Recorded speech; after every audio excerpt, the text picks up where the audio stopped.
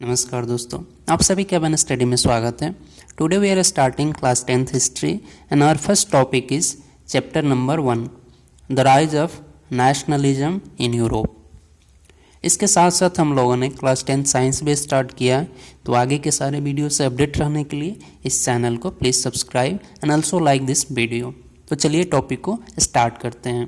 So our topic name is the rise of nationalism in Europe and it comes under section 1. As in our history, in class 10th history, there is 3 sections, and first section is events and processes, and the first chapter under this section is the rise of nationalism in Europe, and there is 6 topic under this chapter.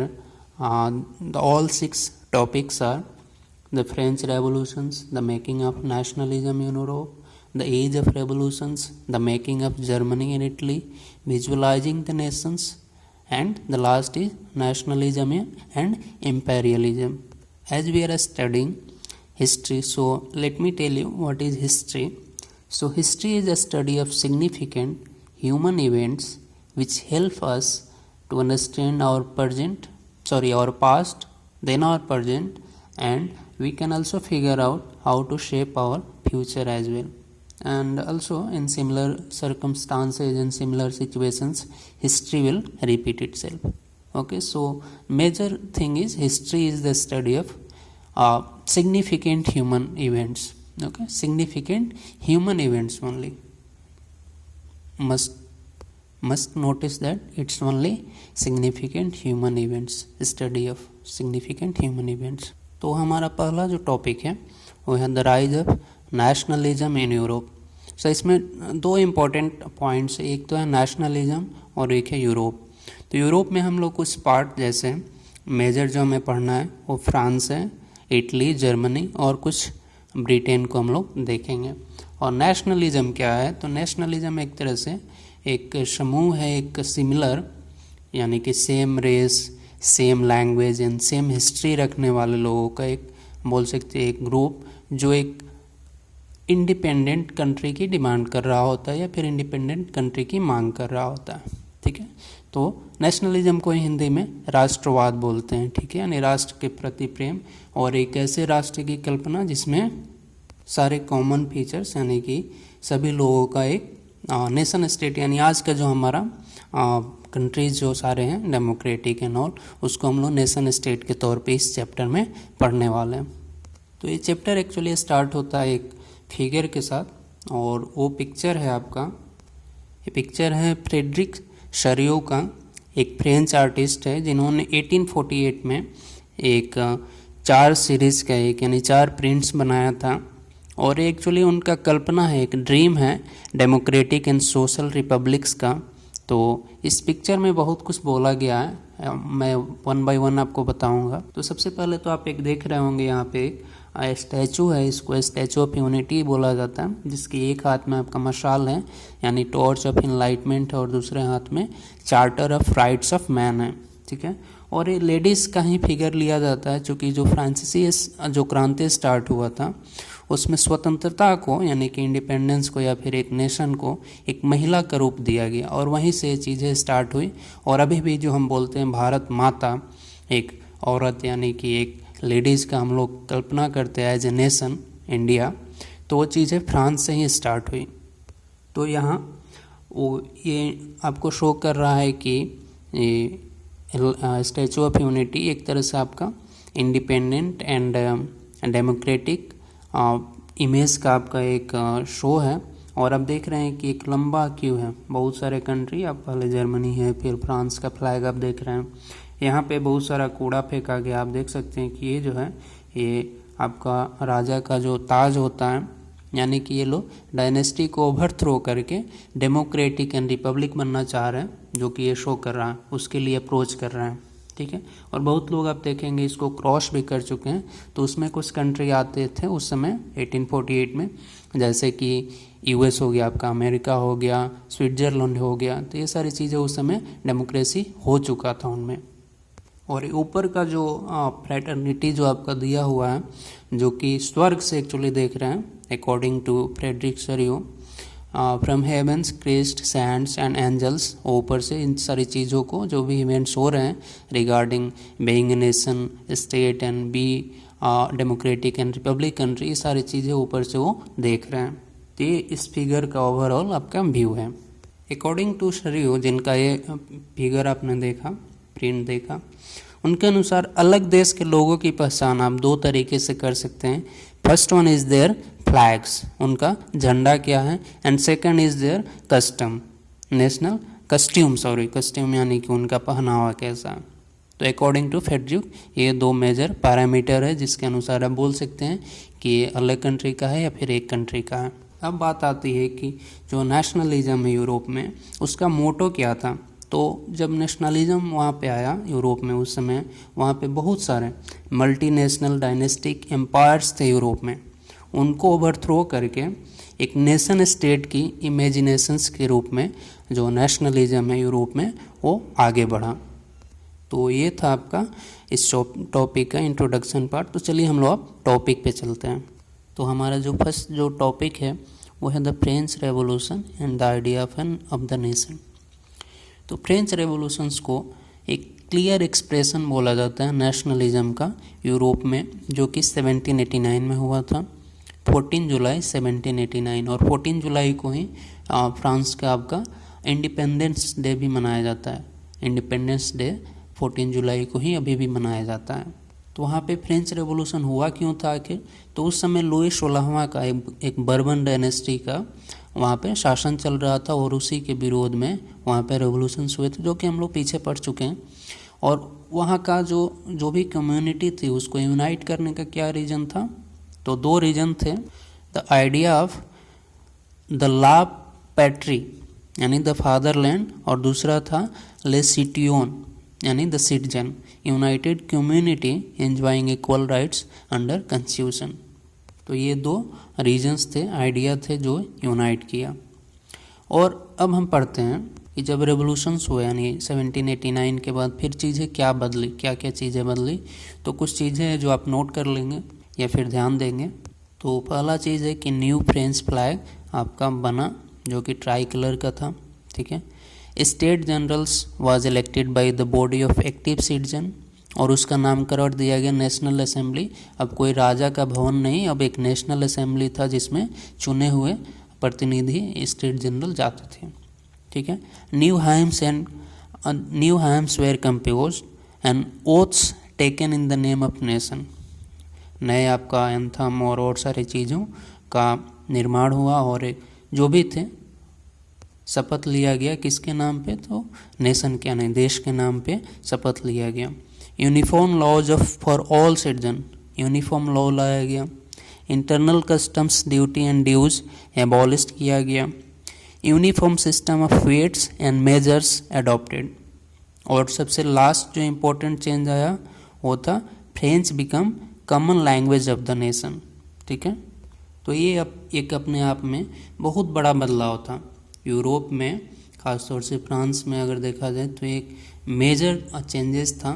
तो क्रांतिकारियों ने ये घोषणा की कि उनका लक्ष्य केवल यूरोप के अन्य लोगों को निरंकुश शासकों से यानी डायनेस्टी से मुक्त कराना है और नेशन स्टेट वहाँ भी स्थापित करना है। इसके लिए फ्रांस के क्रांतिकारियों ने पूरे यूरोप में वहाँ से निकले और फिर वहाँ जा कर के इन चीज़ों को बताया और वहाँ पर नेशन स्टेट इस्टेब्लिश भी किया। तो इतना सारा जब चेंजेस हुआ तो इन सारी चीज़ों का जब अन्य शहरों में यानी कि यूरोप के अन्य शहरों में भी बातें पहुंची, तो छात्र और अन्य शिक्षित मध्य क्लास के वर्ग के लोग जैकोबिन्स क्लब बनाने लगे, जहाँ पे रेवोल्यूशनरीज आइडियाज़ वगैरह का डिस्कशंस होते हैं। तो इसी जैकोबिन क्लब्स और जो माइंडसेट एक बना हुआ था रेवोल्यूशनरीज का, उनकी मदद से फ्रांसीसी सेना हॉलैंड, बेल्जियम, स्विट्जरलैंड, इटली आदि में 1790 के आसपास घुसी, ठीक है। ये सारी चीज़ें हो ही रही थी कि फिर एंट्री हुआ आपका नेपोलियन बोनापार्ट का, जो कि एक डिक्टेटरशिप लाया था फ्रांस के गवर्नमेंट में आप देखें कि 1789 से पहले भी मोनार्की थी, उसके बाद फिर रेवोल्यूशंस हुआ, फ्रेंच रेवोल्यूशंस, और फिर 10 वर्षों के बाद यानी 1789 से 1799 के बीच तक डेमोक्रेसी रहा। फिर जैसे ही 1799 में आपका नेपोलियन का इंट्रोड्यूस हुआ, नेपोलियन आया, उसके बाद फिर से वो एक तरह से मोनार्की या फिर डिक्टेटरशिप में बोल सकते हैं, फिर कन्वर्ट हो गया फ्रांस।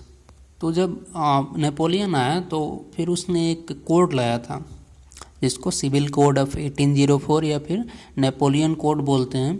तो उस कोड के बारे में हम लोग देखते हैं और फिर उसका क्या क्या इम्प्लीमेंटेशंस थे नेपोलियंस के, वो भी चीज़ हम देखेंगे।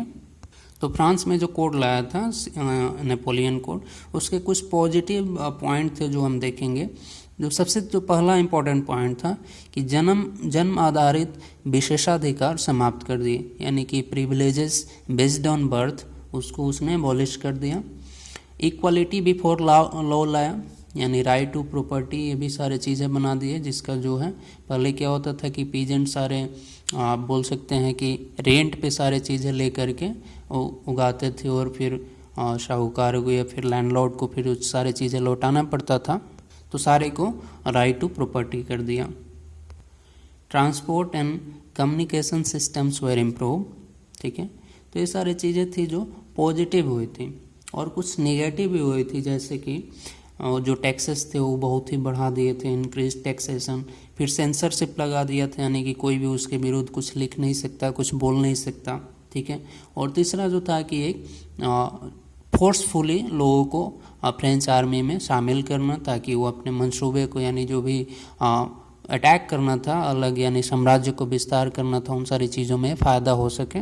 तो ये सारे जो भी उसने चेंजेस फ्रांस में किए थे, यही उसने सभी भागों को, यानी जो भी अलग जो कंट्रीज जिस पे फ्रांस ने अपना प्रभुत्व स्थापित कर लिया था नेपोलियन के समय में, तो ये सारे चीज़ें वो वहाँ भी इम्प्लीमेंट किया। एडमिनिस्ट्रेटिव चेंजेस लाया अदर कंट्रीज़ में, जैसे Dutch Republic, Switzerland, Italy, Germany के, और ये सारी चीज़ों, इन सारी जगहों पे भी वो एक कोड का जो भी पॉजिटिव पॉइंट था, यानी कि ये सारे पॉइंट्स वहाँ पे भी इम्प्लीमेंट कराया। लास्टली यही हुआ कि जो इंक्रीज टैक्सेशन, सेंसरशिप, फोर्सली जो फ्रेंच आर्मी में जो शामिल कर रहा था, required to conquer the rest of Europe, all seem to outweigh the advantages of administrative changes, यानी यही सारी चीज़ें उसकी बाद में कमजोरी भी हो गया और फिर विरोध भी होने लगा, ठीक है। पहले तो एक तरह से वो स्वतंत्रता के दूत के तौर पे देखा गया, लेकिन बाद में जब उसके मंसूबे सबको पता लगे, जो भी एडमिनिस्ट्रेटिव चेंजेस जो कर रहा था, वो अलग जो स्टेट्स थे, यानी अलग जो कंट्री थी, वहाँ की प्रशासनिक व्यवस्था के अनुरूप, राजनीतिक व्यवस्था वहाँ पे उनको पसंद नहीं आई, और फिर बाद में उसका विरोध किया। लास्ट में वही हुआ 1815 में एक वाटरलू का युद्ध हुआ, जिसमें वो हार गया, और फिर बाद में उसका भी जो शासन था, डिक्टेटरशिप का अंत हुआ। बुक में यहाँ पे एक फिगर दिया हुआ है कि नेपोलियन को एक डाकिया के तौर पे शो किया गया, और बोला गया है कि ये लिपजिग से आते हुए उसने बहुत सारे अपने टेरिटरी को खो दिया था, उसी का ये चिट्ठी के तौर पे उनका नाम उस पर लिखा हुआ है। ये दिखा रहा है कि इसके हाथ से निकल रहे हैं। और लास्टली जब 1815 का जब युद्ध हुआ वाटरलू का, बैटल ऑफ वाटरलू, तो उसमें वो पूरी तरह हार गया। और फिर उसके बाद एक ट्रीटी हुई जो पूरे यूरोप का जो स्ट्रक्चर है उसको चेंज कर दिया, जिसको ट्रीटी ऑफ वियना बोलते हैं 1815। तो उसके बाद से उसका अंत हुआ, और बहुत सारे स्टेट्स जो थे वो एक तरह से लिबरेटेड भी हुए फ्रेंच आर्मी से। तो सेकेंड हमारा जो टॉपिक है वो है the making of nationalism in Europe, यानी कि कैसे नेशनलिज्म का बढ़ावा मिला, वो सारी चीज़ें हम इस चैप्टर यानी इस टॉपिक में हम देखेंगे। तो till mid 18th century in Europe there was no nation state, यानी कोई भी एक आज की तरह कोई भी एक नेशन नहीं था। देयर वेर मल्टीपल यानी multinational dynastic empires in Europe, यानी बहुत सारे छोटे छोटे एम्पायर्स थे जो रूल करते थे, ठीक है।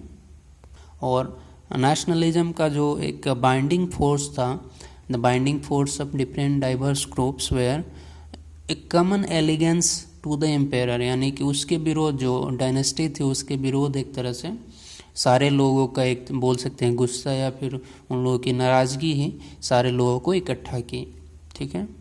ये कुछ नीचे यहाँ पे डेट्स दिए गए हैं, सम इम्पोर्टेंट डेट्स, उसको आप देख लेंगे।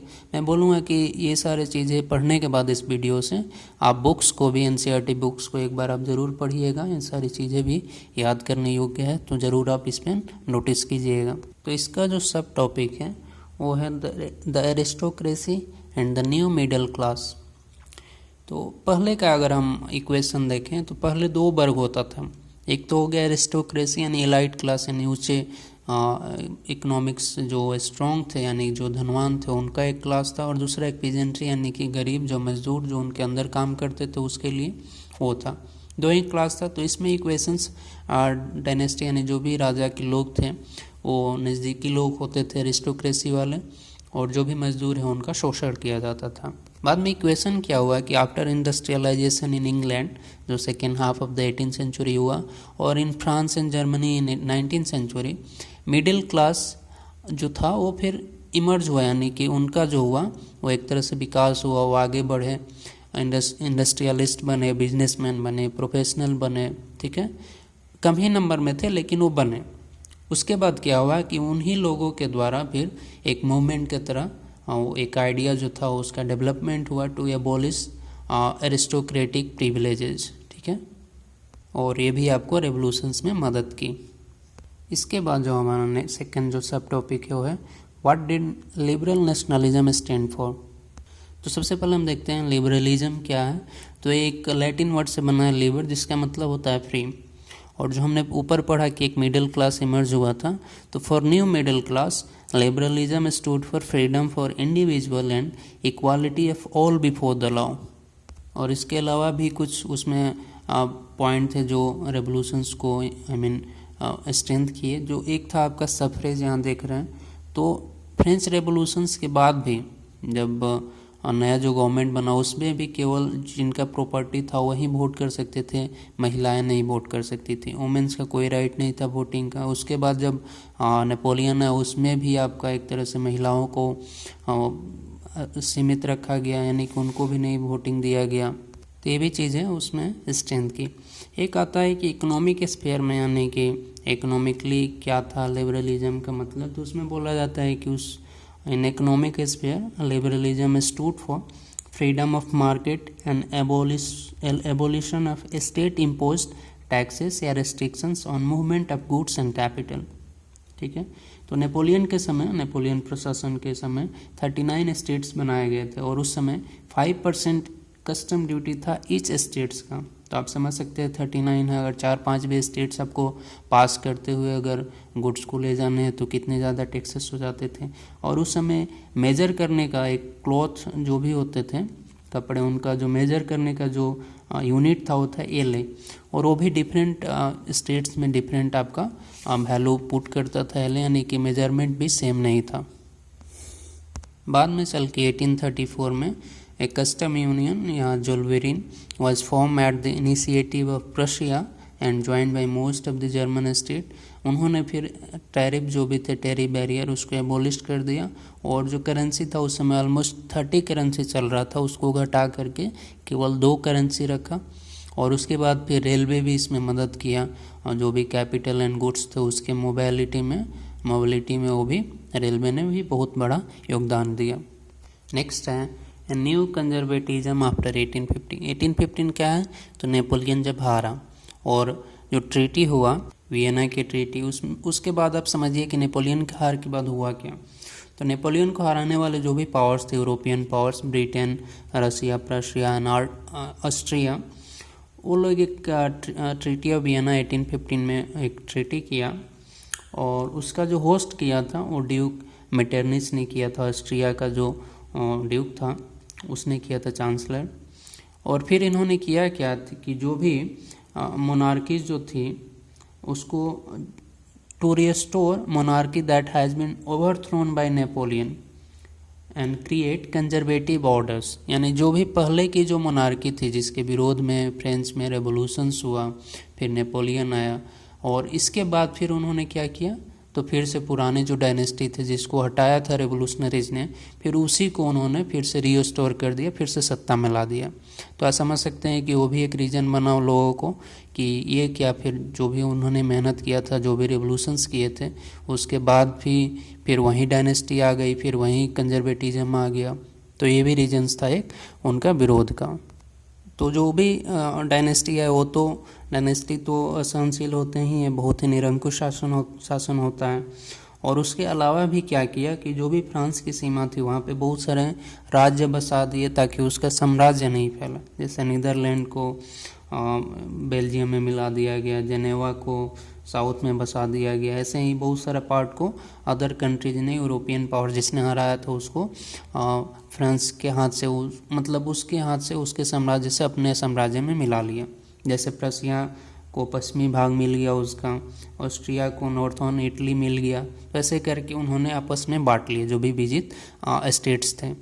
तो जो भी पुराने जो रेजिम्स के जो भी डायनेस्टी जो आया, फिर बाद में उन्होंने क्या करने लगा, फिर वही काम जो पहले वो करते थे, सेंसरशिप लगाना, लोगों को आप कोई भी चीज़ों की पाबंदी लगाना, जैसे समाचार, किताब, गाना, etc। और यही सारी चीज़ें। और जो पुराना जो एक फ्रेंच रेवोल्यूशंस था और ये जो नया जो माहौल जो उत्पन्न हो रहा था, इसको मिला करके एक फिर से नया एक रेवोल्यूशनरीज आइडिया सबके पास है, यानी कि रेवोल्यूशंस का एक फिर से एक जोश एक हुआ। यही इसको इंस्पायर किया था इन मूवमेंट्स को। तो 1815 के बाद का जो भी रेवोल्यूशनरीज थे उनको रिप्रेशन का हमेशा डर रहता था, इसीलिए उन्होंने सीक्रेट सोसाइटीज़ का फॉर्मेशन शुरू कर दिया। और उस समय यानी 1815 के बाद रेवोल्यूशनरीज का मतलब ही था कि मोनार्की का विरोध करना, और बाद में चल करके फिर वो नेशन स्टेट्स को एस्टेब्लिश करना था। तो इसमें एक बड़ा नाम जो आता है गिसेप मैजिनी का, जो इटालियन रेवोल्यूशनरीज था, 1807 में जन्म हुआ था। और वो मेंबर था कार्बोनारी सोसाइटी का, सीक्रेट सोसाइटी का वो सदस्य था। और फिर उसने 2 सीक्रेट सोसाइटी इस्टेब्लिश किए थे। पहला था यंग इटली मार्सेली में, और दूसरा था यंग यूरोप 1833 में बर्ने में। ठीक है, उसका विजन था कि इटली को यूनिफाइड इटली बनाना, ठीक है, और डेमोक्रेटिक और मोनार्की आदि को सारे को हटाना था, और डेमोक्रेटिक गवर्नमेंट का सेटअप चाहता था।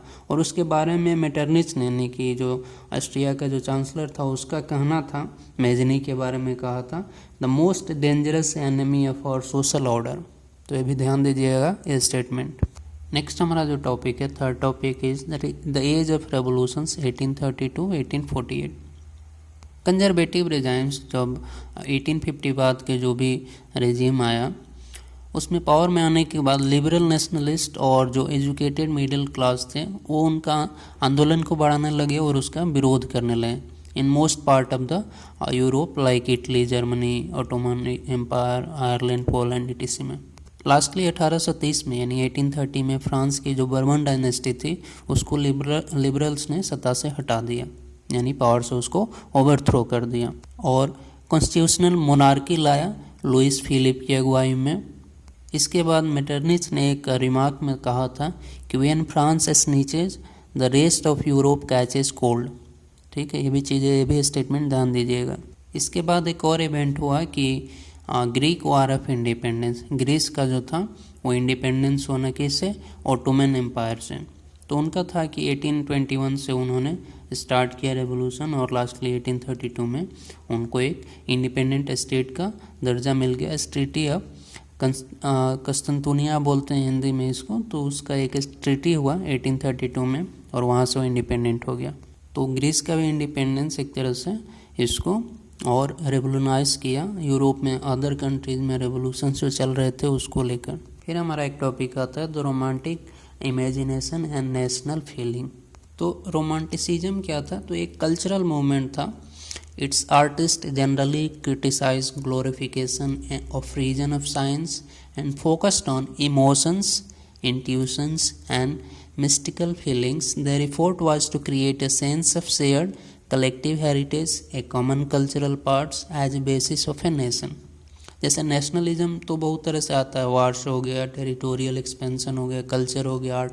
तो मेनली एक कल्चरल मूवमेंट था रोमांटिसिज्म। ठीक है, जिसमें लैंग्वेज ने भी एक इम्पोर्टेंट रोल प्ले किया, जैसे यूज ऑफ पोलिश जो पोलैंड का लैंग्वेज था, as a symbol of a struggle against Russian dominance.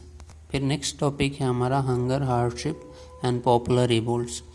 तो 1830 के बाद क्या हुआ कि 1830s were years of great economic hardship in Europe. First half the 19th century there was an enormous increase in population all over the Europe और it leads to unemployment. और उसके बाद गांव से लोग शहर जाकर बसने लगे। छोटे व्यवसायी का कंपटीशन उस समय जो ग्लोबलाइज्ड हो चुका था, ग्लोबलाइज्ड नहीं इंडस्ट्रियलाइज्ड हो चुका था इंग्लैंड, वहाँ से जो भी सामान आ रहे थे इम्पोर्टेंट चीप गुड्स, उसके विरोध में एरिस्टोक्रेसी के खिलाफ, यानी कि जो भी वहाँ का शासन था उनके खिलाफ उनका विरोध भड़का। ठीक है, बाद में 1845 में सिलेसिया में बुनकरों का आंदोलन हुआ, फिर 1848 में कृषक आंदोलन हुआ, एक पीजेंट मूवमेंट हुआ। उसके बाद लुइस फिलिप वहाँ से भाग गया, जो कि 1830 में बनाया गया था। ठीक है, बर्बन डायनेस्टी को 1830 में हटा करके लुइस फिलिप आया। फिर लुइस फिलिप से भी उनका संतोष नहीं हुआ, तो फिर वहाँ पे मूवमेंट हुआ और 1848 में लुइस फिलिप को भी भागना पड़ा। और 1848 में फिर क्या क्या चेंजेस हुए, नेशनल असेंबली आपका प्रोक्लेम्ड हुआ, रिपब्लिक एक तरह से, और गारंटीड राइट टू वर्क आपका बना, वोटिंग राइट सबको दिया गया, ऑल मेंस को जिनका एज 21 ईयर से ज़्यादा था, और नेशनल वर्कशॉप सेटअप किए गए। ठीक है, तो ये सारे चेंजेस 1848 में किए गए। फिर आपका है the 1848 the revolutions of the liberals.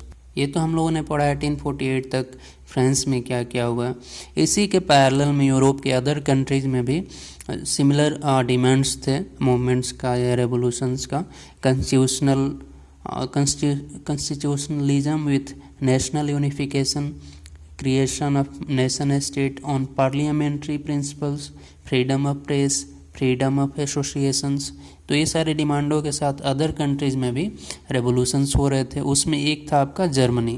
तो जर्मनी में 18 मई 1848 को 831 इलेक्टेड रिप्रेजेंटेटिव वो एक हॉल में, यानी कि सेंट पॉल्स चर्च में, जिसको नेशनल असेंबली मान करके वहाँ पे एक बैठक हुआ बोल सकते हैं, फ्रैंकफर्ट में। और वहाँ पे क्या डिसीजन हुआ, जब बैठक हुआ वहाँ पे एक तरह से नेशनल असेंबलीज का, जो भी जर्मन के इलेक्टेड रिप्रेजेंटेटिव थे 831, तो इन्होंने एक संविधान तैयार किया जिसमें राष्ट्र की अध्यक्षता एक ऐसे राजा को दी जाए जो संसद के अधीन काम करे।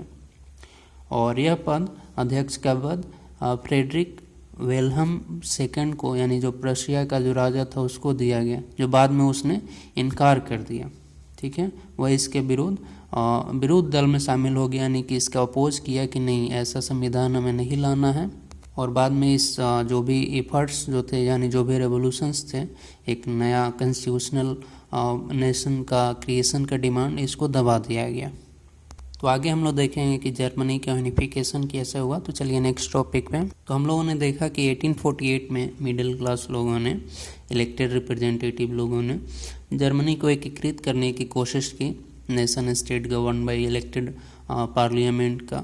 हालांकि राजशाही एंड मिलिट्री के द्वारा इसे दबा दिया गया, जो कि प्रशा की मदद से हुआ था। इसके बाद प्रशिया के लीडरशिप में यूनिफिकेशंस का आंदोलन चला, यानी कि जिन्होंने उसको दबाया था उन्हीं के द्वारा एक आंदोलन चलाया गया ताकि जर्मनी को यूनिफाइड किया जा सके। और उसका जो लीडर जो था, वो प्रशा का जो सीएम था ऑटोन बिस्मार्क बहुत ही फेमस नेम है, उसने शुरू किया with the help of Prussian army and bureaucracy. और इस बीच में उन्होंने 3 युद्ध 7 वर्षों में लड़े, ऑस्ट्रिया, डेनमार्क और फ्रांस के साथ, जिसमें सारे के सारे में जीत प्रशिया की हुई। उसके बाद प्रोसेस ऑफ यूनिफिकेशंस कंप्लीट हुआ जर्मनी का। लास्टली 18 जनवरी 1871 को वर्साई की महल के हॉल ऑफ मिरर में जर्मन राज्य के princes, military personnels and other important persons के प्रेजेंस में प्रशिया का जो किंग था कैसर विलियम फर्स्ट को जर्मनी का, यानी कि पूरा यूनिफाइड जर्मनी का एम्पायर बनाया गया। तो ये थी जर्मनी की यूनिफिकेशन। अब इटली का यूनिफिकेशन देखते हैं।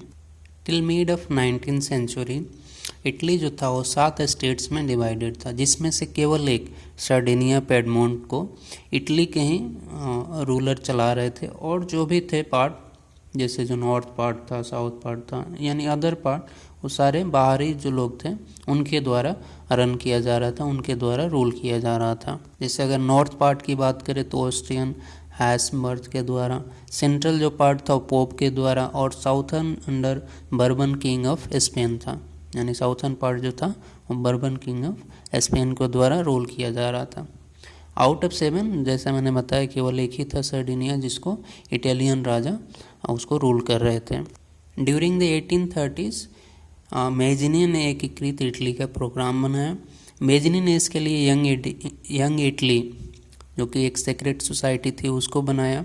1848 की क्रांति के विफल के बाद Sardinia king Victor Emmanuel second ने चीफ मिनिस्टर लेब्योर की मदद से एक मूवमेंट चलाया यूनिफाई करने का इटली के सारे रीजन्स को, and it was neither a revolutionaries nor a democratic movement.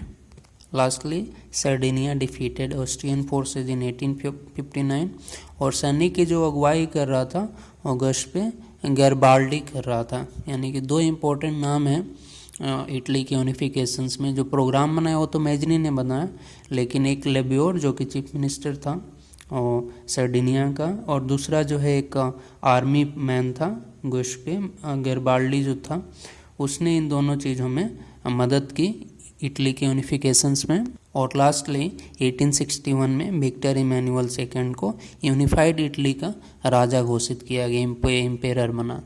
तो ये थी हमारी इटली की यूनिफिकेशंस की कहानी। नेक्स्ट हमारा टॉपिक है the strange case of Britain. Britain के बारे में हम बोलते हैं। ग्रेट ब्रिटेन एक ऐसा नेशन स्टेट बना जो कि एक सडन रेवोल्यूशंस के द्वारा हुआ। यहाँ पे कोई भी ब्लड या कुछ ऐसा रेवोल्यूशनरीज कुछ ऐसा मूवमेंट नहीं हुआ। तो ग्रेट ब्रिटेन के बनने की कहानी क्या है, तो 1688 में Britain became nation state from monarchy with centre as England, ठीक है। और 1707 में the act of union between England and Scotland formed United Kingdom of Great Britain, यानी United Kingdom of Great Britain का बना 1707 में जो एक्ट ऑफ यूनियन आया उसके बाद, ठीक है। हालांकि बाद में इंग्लैंड का वहाँ पे वर्चस्व बढ़ गया स्कॉटलैंड में। उसके बाद 1801 में फिर आयरलैंड को यूके में फोर्सफुली मिला लिया गया, जिसके बाद 1798 में विद्रोह भी हुआ था जो कि दबा दिया गया। बाद में जब यूनिफाइड हो गया, नहीं सब मिल गया, यूनाइटेड किंगडम बन गया, उसके बाद एक न्यू फ्लैग बनाया गया यूनियन जैक का, फिर नेशनल एंथम और इंग्लिश को पॉपुलर लैंग्वेज के तौर पे वहाँ पे प्रेजेंट किया गया। अब नेक्स्ट हमारा जो टॉपिक है वो है विजुअलाइजिंग द नेशन, यानी एक नेशन का को कैसे विजुअलाइज किया जाए, फिर कैसे प्रेजेंट करें रेवोल्यूशंस में या मूवमेंट में, उसके लिए है। तो आर्टिस्ट के द्वारा फ्रेंच रेवोल्यूशंस में नेशंस को एक फीमेल फिगर के तौर पे पोर्ट्रेट किया गया था। और एक ध्यान दीजिए, जो फीमेल फिगर्स था वो रियल लाइफ वोमेन का नहीं था, एक इमेजिन था, ठीक है। और कुछ एट्रीब्यूट्स थे, जैसे लिबर्टी का जो था वो रेड कैप्स था या ब्रोकन चेन्स थे जो कि दर्शाते थे कि हम आज़ाद हो चुके हैं। जस्टिस के लिए जैसे आज भी होता है कि आँख पे पट्टा बांधे लेडीज एक तराजू लिए रहती है, तो उस ज़माने से ही आ रहा है। तो ये सारी चीज़ें एक एट्रीब्यूट्स थी लिबर्टी की, जस्टिस की, ठीक है। और एक चीज़ ध्यान दीजिए, जो फीमेल्स जो थी, जैसे फ्रांस में अगर हम बोलें तो फ्रांस में जो फीमेल फिगर दिया जाता था नेशंस का, वो एक क्रिस्टियन मेरियाना का था, एक पॉपुलर क्रिश्चियन नेम था फ्रांस में। और जर्मनी की अगर हम बात करें तो जर्मेनिया था, वो लेडी का नाम जर्मेनिया था, जो एक क्राउन ओक पहने हुए थी, ठीक है। जैसे ये जर्मेनिया का पिक्चर है, एक ये भी है। कुछ अदर एट्रीब्यूट्स हैं तो इनको भी ध्यान दीजिए। जैसे मैंने बताया था नेशंस का एक फीमेल फिगर और लिबर्टी का आपका ब्रोकन चेन्स, वैसे ही और सारा है, तो इनको ध्यान दीजिएगा, देख लीजिएगा। नेशनलिज्म तो आपका राष्ट्रवाद हुआ, और इम्पेरियलिज्म मतलब साम्राज्यवाद, यानी अपने साम्राज्य का विस्तार करना। तो ये हमारा टॉपिक है नेशनलिज्म एंड इम्पेरियलिज्म। तो 19वीं सेंचुरी के लास्ट क्वार्टर से नेशनलिज्म का स्वभाव डेमोक्रेटिक सेंटिमेंट्स नहीं रहा, बल्कि पीपल इंटरेस्ट का यूज साम्राज्य विस्तार के तौर पे होने लगा। 1871 के बाद यूरोप के बाल्कन्स में most serious source of nationalist tension देखने को मिला। ये बाल्कन रीजन्स थे जो मॉडर्न डे में Romania, Bulgaria, Albania, Greece, Macedonia, Croatia, Serbia आदि थे, जिसके अधिकांश भाग को ऑटोमन एम्पायर रूल कर रहा था, बाल्कन्स का। बाद में एक के बाद एक करके ऑटोमन्स राज्य आपका बाल्कन्स का आज़ाद होते गए और इसी क्रम में एक दूसरे से टकराव में थे। And they were hopping more territory at the expansion of the other, यानी एक दूसरे से लड़ करके साम्राज्य का विस्तार करना चाहते थे और इसका फ़ायदा अदर यूरोपियन पावर्स जो थे जैसे Russia, Germany, England, Austria, Hungary आदि उठाना